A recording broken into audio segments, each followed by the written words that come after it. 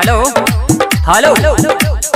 हाँ, हमारे जितने भी दोस्त महिम हित बोन और कुटुंब गौवा समाज अड़ोसी पड़ोसी और घरवाली तरफ से जिन जिन को कार्ड मिला है कृपया बाराती जाने के लिए तैयार हो जाए क्योंकि बारात निकलने वाली है।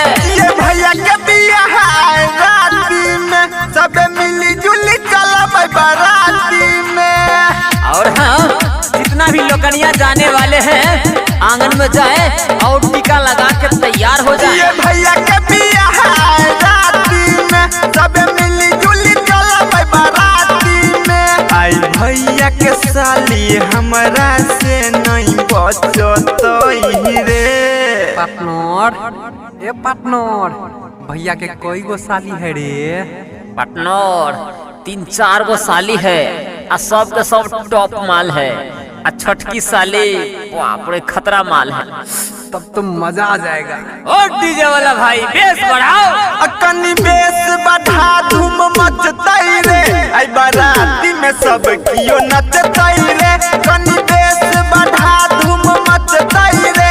आई बाराती में सब कियो नचतई रे।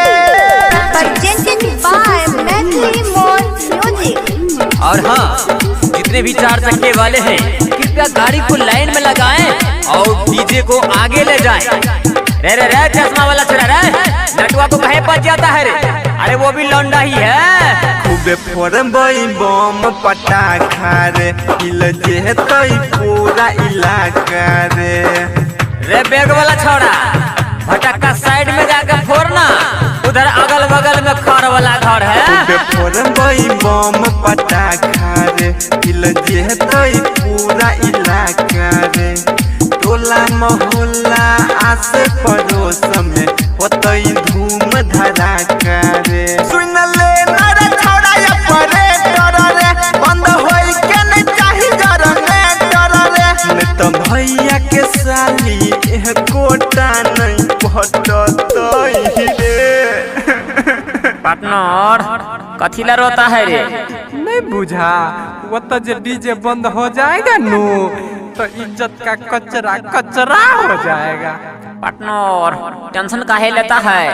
ये जो ऑपरेटर बैठल है बहुत तगड़ा है, उसका रहते हुए डीजे बंदे नहीं होता है। तुम टेंशन मत लो, चुप हो जाओ बाबू, चुप हो जा। ए डीजे वाला भैया, इसी बात को धमका दीजिए तो अपना स्टाइल में।